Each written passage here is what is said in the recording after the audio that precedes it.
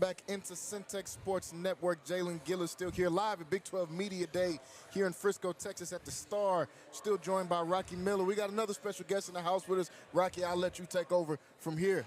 Man, this is Mr. Neely. He's a legend in these YouTube streets. Yeah. He has one of the most popular sports, I guess, media channels in the business. And what is special about Mr. Neely is he got his start, much like myself, covering HBCU sports. Absolutely. And Neely, I have to ask you this question. First off, thank you for sitting down with us, man. Thank you for asking me. But can you tell us how has it been? Have you missed covering HBCU sports now that you've been in Colorado for the past 3 years? I tell you what, you probably miss game day, the tailgating, and the bands. Coverage really hadn't stopped because I still work with Charles Bishop a lot. Okay. He comes on and does a segment called For the Culture with us. So from a coverage and information standpoint, still plugged in. But that game day atmosphere at HBCU, when you talk about my channel starting at HBCU, I can't think of anything great in the world that didn't start with HBCU. Yeah. Let them know. That's why HBCUs were created, you know. Yes, sir. There was once upon a time that talented folks, no matter how talented you were, you didn't get the opportunities some other people got. And HBCUs were created to make sure you got that opportunity and then go show the world what would have happened had you been given the opportunity all along. Yeah. Well, I can tell you this, the CEO and president of Syntex Sports Network is from a proud HBCU located in Texas. Yeah. And so he often tells me he has just the same sentiment about HBCUs. Anything great that we experience comes from HBCU. But this is why I want to, you're really close to the Colorado program. Mm-hmm. I don't know if you have a official capacity with them, but I don't think it gets any more inside the program than what you have. But can you tell us what the expectations for this upcoming season will be for the Colorado Buffs? Well, I'll tell you this. People are going to temper their expectations because you lost Travis Hunter, you lost Shedeur Sanders, you lost Cameron Silverman, Craig, Shiloh Sanders. The list goes on and on. You lost probably 85% of your offense production just from the receiver room alone. But I will tell you this. The team is better because the drop-off is not as vast. You used to have Travis in a big gap or Shedeur in a big gap. Now when you look at the defensive line, the offensive line, the secondary, the distance between the ones and the twos does not exist. So you got more depth. You got just as much talent. I think this team is going to be better than it was last year. Oh, man. Yeah, and that's saying a lot. One of the things I want to ask is that separates Colorado really from a lot of the other schools, not only in the Big 12 but in the country, is media. You have a huge media presence. You guys garner a lot of attention. Talk about the emphasis that's been put on media and growing that Colorado program. Well, once again, something that started at Jackson State, started at HBCU. I can remember sitting at home and I was watching the Alabama spring game. And Coach Prime called me up and he said, "Hey, what are you doing?" I said, "Watching Alabama spring game." He said, "Me too. Do you see Kirk Herbstreit, how he's right there with Nick Saban? That's what I want you to do. I want you to be in the locker room, on the sidelines, because you can't tell the story unless you're inside. Outside, you're just guessing. So I trust you. I see your work. Come on the inside." And so I was thinking there was still going to be some, don't show this, don't do that. He's like, "No, open book. Show it all." Well, with that being the case, Neely, I have to ask you this question since you brought up your closeness and you brought up Coach Prime. How's he doing, Coach? He's doing good, man. He's doing good. He's just taking some time and resting and healing. I would not be surprised if he walked down those steps right now. I also wouldn't be surprised if he takes a couple more days off. I tell people this, that when you look at a Deion Sanders, we got Warren Sapp and Marshall Faulk on staff, and what they did with their bodies 20, 25 years, that mountaintop, at some point a valley comes. That you just got to rest, man. You just got to heal up. And what I like about his resting period right now, it's not football time yet. This is the time where the strength and conditioning staff is in charge and coaches are not there coaching football anyway. So it's a perfect synergy for him to take some time off.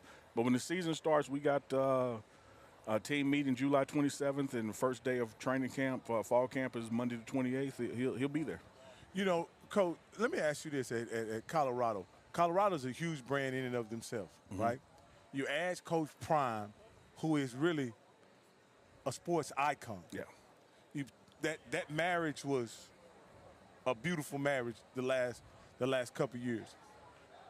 Can they keep up the pace that they've established with being that team with a target on their back, regardless of how successful the team is? They have that target on their back each and every week. How sustainable is that at the college level using 18, 19, 20-year-olds, each week? Great question. Well, I think you got to shift the focus. It's not the 18, 19, 20-year-olds. It's the 56, 57-year-old and Deion Sanders. People want to see it, man. Like this guy, I was talking to Troy Aikman about it, and Troy said, man, you got me, Prime, Irvin, Emmett, like all of us got rings, all of us Hall of Famers. I can walk in somewhere and nobody not know me. But this guy has continued to not only reinvent himself, but accelerate himself since those days. He's more famous now than he was as a player. More people know Coach Prime Deion Sanders than they knew Prime Time, running touchdowns back, running PATs back. So it's INTs, I'm sorry, back. So it's one of those things that as long as that gravitational pull is there, people want to see it. Yeah. 25 games he's had at Colorado, 23 have been on TV. And that says a lot. Notre Dame didn't go the entire season with every game televised. Georgia didn't. Yeah. He went a whole season with every game on TV. Coach Prime coming from Jackson State, I think that was almost a perfect proving ground for what Coach Prime brought to Power 5 football, Power 4, whatever Absolutely. they call it now. Great proving ground. When he initially left, I don't think he was appreciated the way that he should have. I agree with that. Should have been. Looking back now, this is the third season post-Prime. Jackson State has went on to be successful Absolutely. and won a Celebration Bowl. Do you think at any point Coach Prime can start getting the level of appreciation that he should Absolutely. for what he did? I'm not saying what he did for Jackson State, because I think it was a marriage where they benefited each other. But what he did at Jackson State is what I'm saying. What he was able to accomplish at Jackson State, will he be able to start get the appreciation from the people of Jackson and the HBCU community? I believe it will, and I believe it's already started. There's been some times he's had to come back to Jackson, and he's felt the love their restaurants. Shout out to Johnny T's on Fair Street, still has his table reserved with his name on it and a plaque of him up. So there is that appreciation there. I think one of the things that happened, there's so many times in the HBCU space, Coach Prime has said this time and time again, you either get terminated or elevated. And most of the times we get terminated. We don't have the experience of one of our coaches moving on. And so there was some bitterness in there because, hey, man, we don't do that. But when he did it, T.C. Taylor moved in, 2 SWAC championships, Celebration Bowl victory. You look around the country with others who've been able to take a job with the HBCU and move up, and then someone else fills that void. I think now as time has gone on, people now see it differently. You get hindsight is 20/20. When you were in the moment, there was some contention. But now, 3 years later, particularly with the success of Jackson State, the success of Colorado, that both people has flourished from this and after it, I think the wounds are healing, man. Hey, last question I want to ask you is this. Neely, you've been deeply involved in HBCU sports. Absolutely. I don't think there's a bigger media platform than the Colorado Buffaloes. You're deeply involved in that. Would you be willing to consult HBCUs to get what they have, which I think is the best media product in college sports, to consult with them to help them get and build what you built for Colorado? Absolutely, if I can cuss on your program. Absolutely. Yeah. Man, welcome that. I have done some partnerships here and there, but nothing on a massive scale that I would like to do, because I really do believe that the blueprint is there, and I agree with you totally. The HBCU product, if not the best, is one of the best products out there. Yes. It just doesn't have the eyeballs because of history and regional content. You attach it to a bigger platform and get more eyes, a rising tide lifts all boats, man. Yeah. Like, I can't pump water in the lake and just my boat go up. Yours going to go up too. Yeah. And so I think partnerships like that, whether it is, with content creators out there, or it's big corporations now start their own channels. Like this, they're doing it for a reason. Linear TV is going away. This is where it's at. Would love to do that. Because I see teams like Delaware State, Norfolk State, who have celebrity coaches, but they haven't been able to create the footprint that you and Coach Prime created at Jackson State. And I believe that there's a thirst for the content. I believe it's so. just not. It's not there. It's like they're trying to feed the multitudes with 2 loaves of bread and 2 fish and 5 loaves of bread. I thought I was sitting with coaches. We got pastors in the house. No. What I'm saying is, you just keep what you guys were doing, and what I loved about it in the moment. You guys just kept putting it out, and kept putting it out. Whether it was you, Bucky, just the whole. Because I consider you guys from a business standpoint, you guys were in some type of what I would consider a holy alliance. You all were covering Jackson State, and you all were putting the best part of the culture out there to be consumed. Well said. And I think in addition to that, brother, that you have to look at from a production standpoint, the content takes on the lens of the creator. I'm in my 50s. My content is going to be slanted that way. Bucky is 30. His is going to be slanted that way. Darius is in his lower 20s. His is going to be slanted that way. So even though we're in the same meeting, covering the same team, maybe on the same plane, you can watch all 3 channels and see something totally different. Yeah. Because we see it differently, And I think that kind of space not only exists for HBCUs or any team with a celebrity coach, I think it exists for any team, period. Because every team has a fan base, and that fan base wants to feel a part of the team and wants to feel like, hey, I was in the locker room today. I was in the team meeting.